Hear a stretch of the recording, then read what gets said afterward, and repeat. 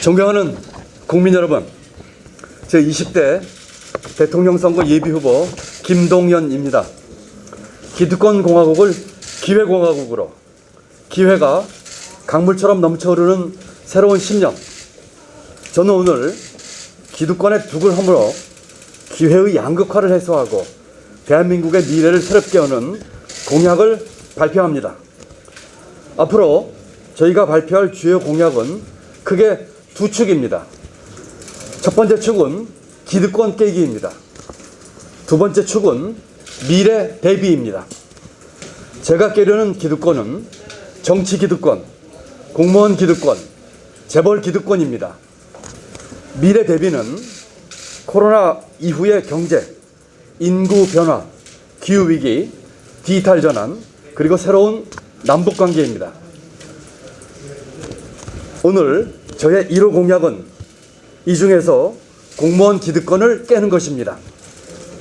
지금 대한민국의 가장 큰 문제는 바로 부패 기득권 카르텔입니다. 그들만의 기득권은 대장동 게이트라는 괴물까지 만들었습니다. 새로운 물결을 위한 첫 번째 공약은 공무원 기득권 깨기입니다. 첫째, 공무원 철밥통을 깨고 유연한 정부를 만들겠습니다. 공직을 관리직과 전문직으로 나누고 관리직은 정년을 폐지하겠습니다. 시험 한 번으로 보장되는 공무원 정년을 폐지하겠습니다. 퇴직 공무원의 절반만 충원하는 등 공무원 20%를 감축하겠습니다. 생명, 안전, 건강, 복지 분야는 유지하되 규제 등 일반 행정 공무원 수는 과감히 줄이겠습니다. 공무원 유지에 드는 재원은 청년과 일자리에 투자하겠습니다. 졸린 목적을 다한 공공기관은 일몰제를 적용해 소멸시키겠습니다.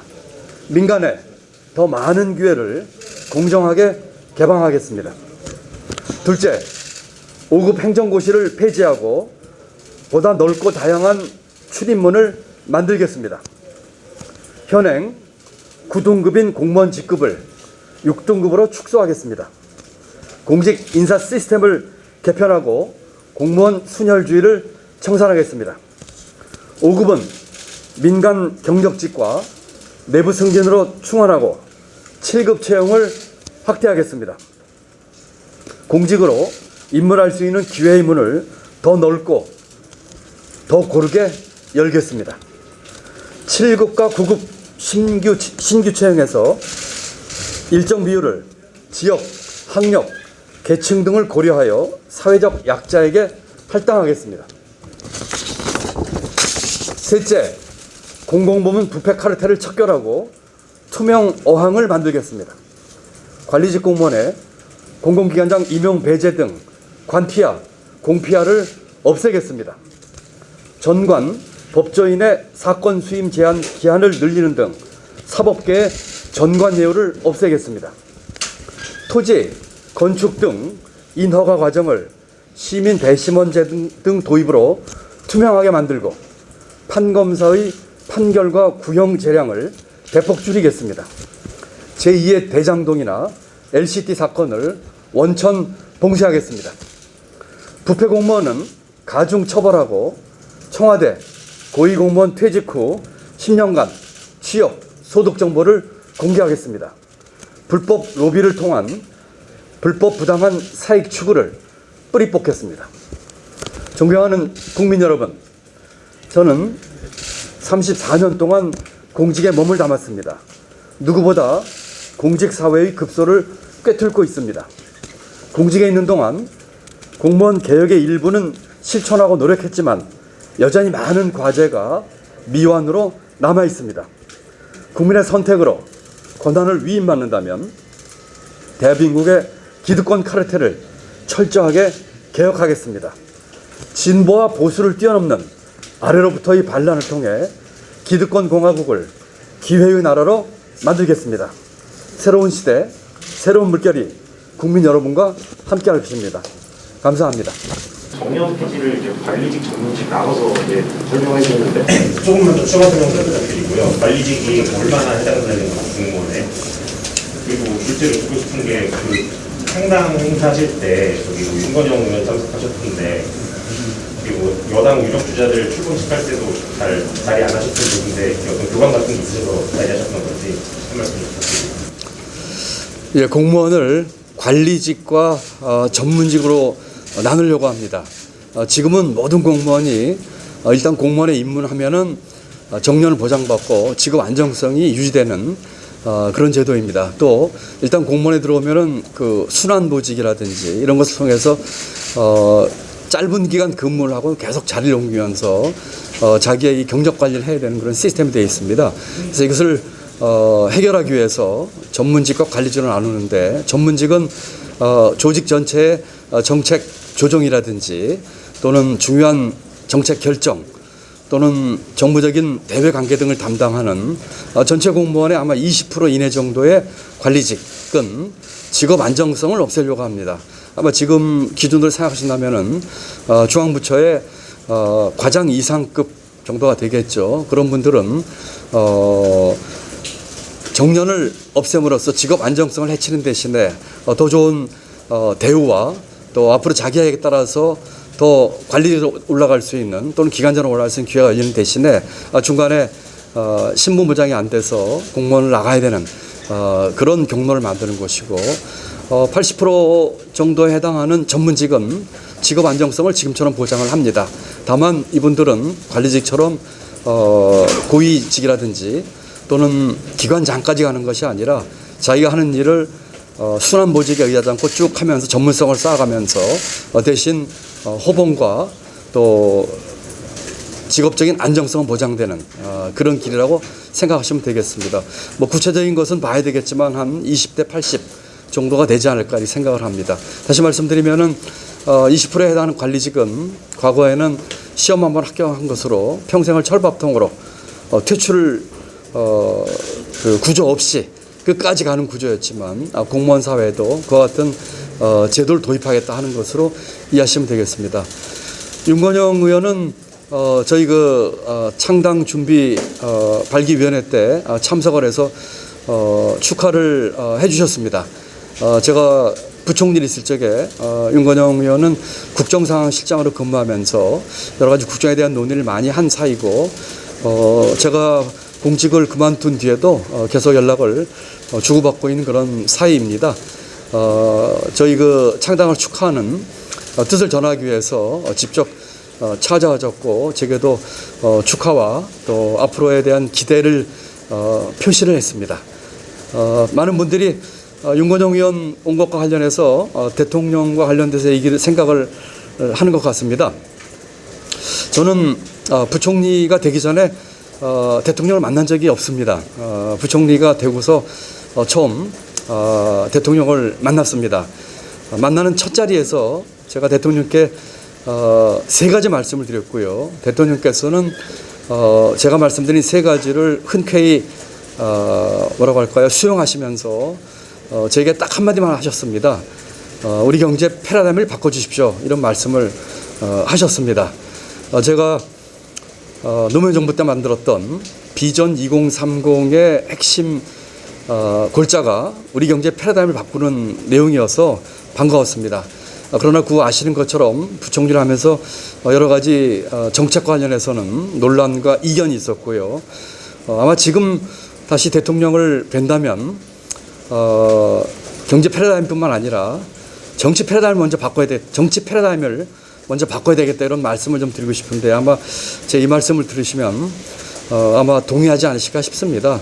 우리 경제 사회의 틀을 바꾸고 패러다임을 바꾸기 위해서는 우선 정치 패러다임을 바꿔야 된다고 생각을 하기 때문입니다.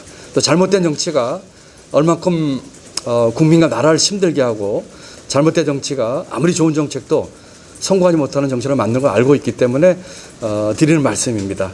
그런 면에서 윤건영 의원은 미리 행사 전에 와서 축하를 해줬고 끝까지 자리 지키면서 축하와 또 앞으로에 대한 여러 가지 기대 표시하면서 좋은 대화를 나눴습니다. 경제 김남균입니다. 대장동비리 강하게 비판하셨는데 이번 인터뷰를 보면 특검보다는 검경 수사를 신뢰하신다고 여러 번 말씀을 하셨습니다.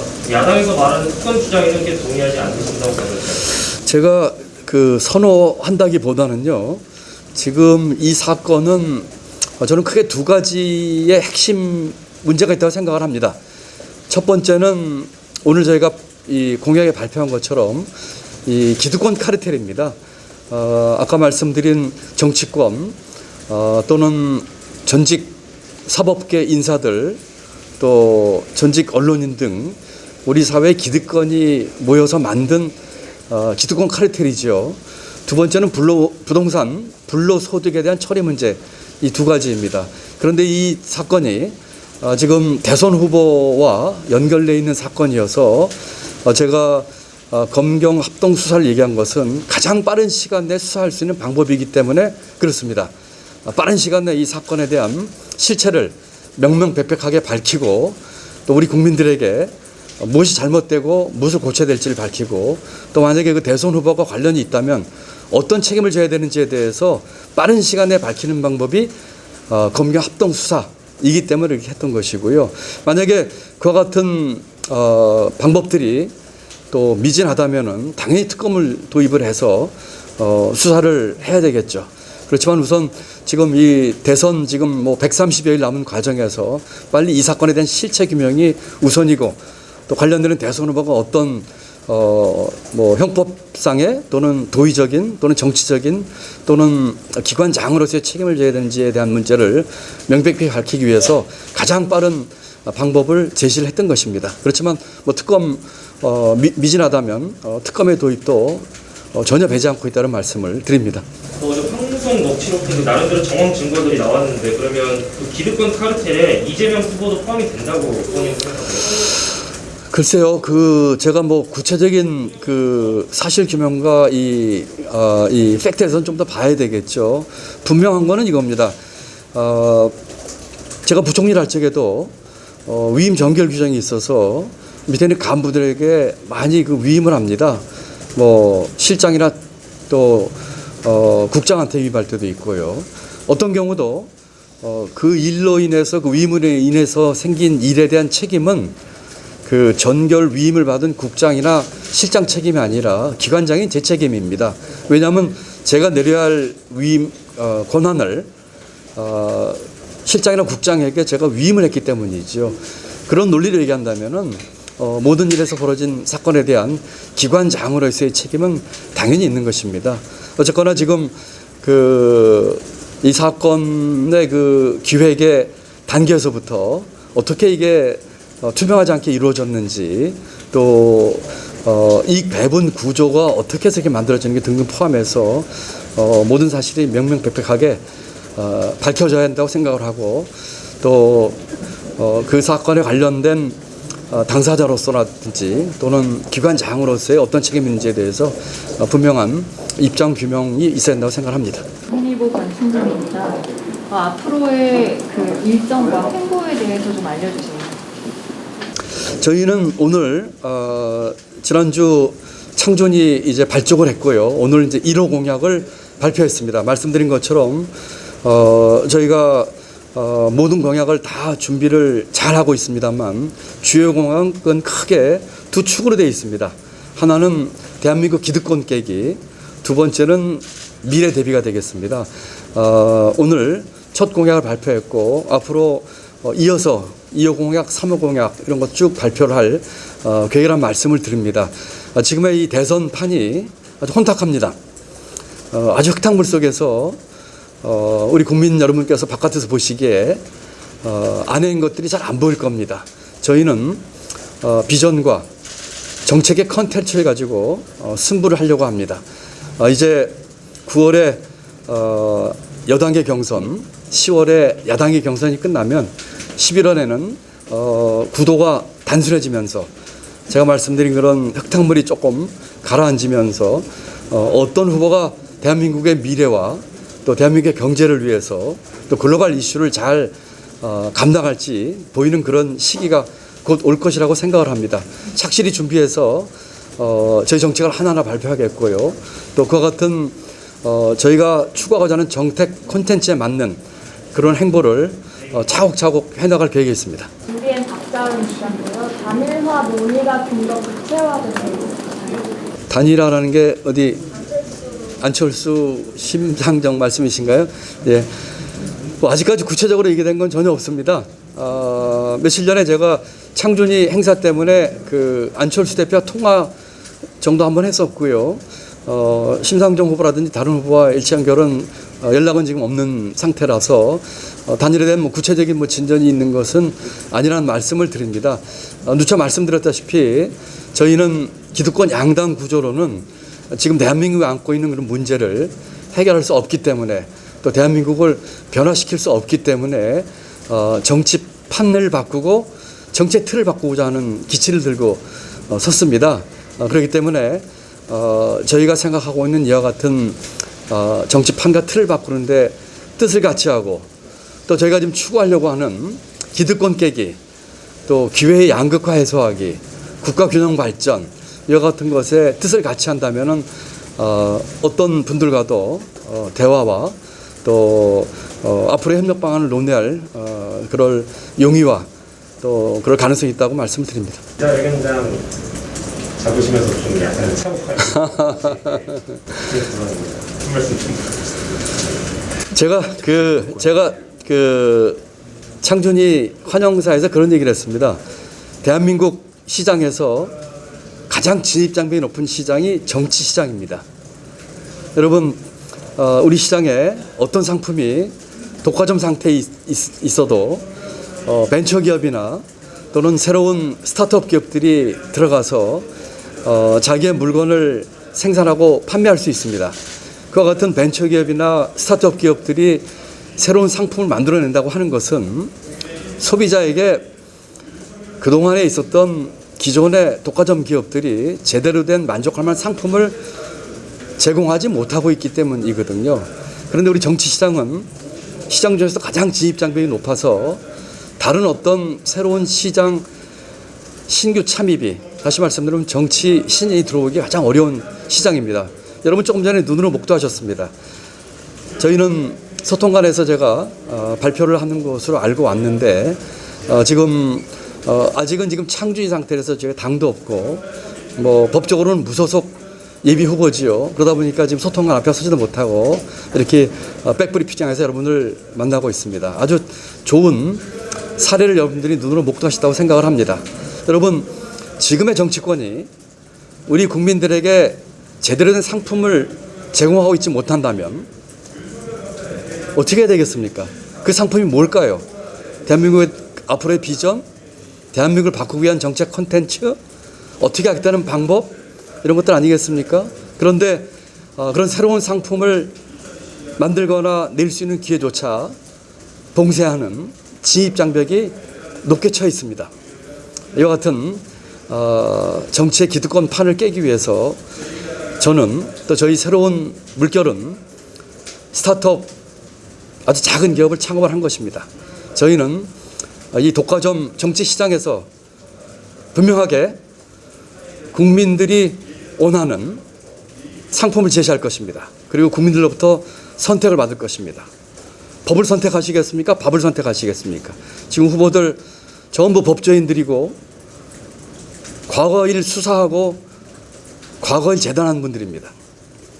우리 국민에게 필요한 것은 밥이죠. 어떻게 살아가고 민생이 어떻게 하는 것이죠. 그런 미래와 경제와 글로벌에 대해서 얘기하는 후보 한 명도 없습니다. 다시 말씀드리면 그런 상품이 지금 기득권 정치 시장에서 나오고 있지 않다는 뜻입니다. 그런 상품을 만들겠습니다. 한 가지 더 첨언하자면은 많은 후보들이 현란하게 정책을 낼 겁니다. 공약이라고. 우리 국민 여러분께서는 어떤 것이 제대로 된 공약인지를 보셔야 될 겁니다.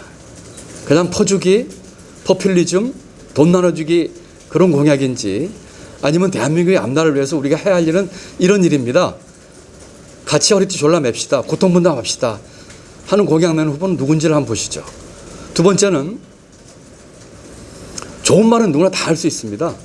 문제는 실천이고 문제 해결 능력이지요. 아무리 좋은 얘기를 해도 누가 아이디어를 주고 옆에서 도와줘서 아이디어를 내줘도 그것을 실천에 옮길 수 있는 문제 해결 능력과 실행력은 전혀 별개의 문제입니다. 좋은 정책이 성공하기 위해서는 정확한 문제의식과 가장 바람직한 정책을 만들어서 예산과 인력까지를 동원해서 추진하는 것도 중요하지만 그보다 더 중요한 것이 있습니다. 그와 같은 것들은 성공하는 정책의 50%도 안 되는 조건이죠. 더 중요한 것은 갖고 있는 철학과 비전과 정책에 대한 이해, 국민과의 소통과 공감을 통해서 국민들과 함께 할 수 있는 정책을 만드는 문제 해결 능력입니다. 두 번째는 어떤 후보가 과연 그와 같은 문제 해결 능력을 가지고 자신이 내세우는 공약을 실천에 옮길지 한번 보셔야 될 것 같습니다. 그동안 살아온 이력과 경력과 경험이 모든 걸 말해줄 것입니다. 과거를 재단하고 나무 흠집내기하고 네거티브하고 이런 것들이 과연 우리 대한민국의 앞으로의 미래를 맡길 지도자의 덕목과 아젠다로 돼서 되겠습니까? 그런 면에서 저는 이렇게 진입장벽이 높은 정치시장에 저 브리핑장에 서지도 못하고 이 백브리핑장에서 오늘 서면서 다시 한번 이와 같은 기득권으로 촘촘히 짜여진 정치시장에서 새로운 스타트업을 만들고 비전과 정책이라고 하는 새로운 상품으로 우리 국민 여러분들께 제시하고 호소하고 또 앞길에 대해서 뚜벅뚜벅 나아갈까 생각을 하고 있습니다.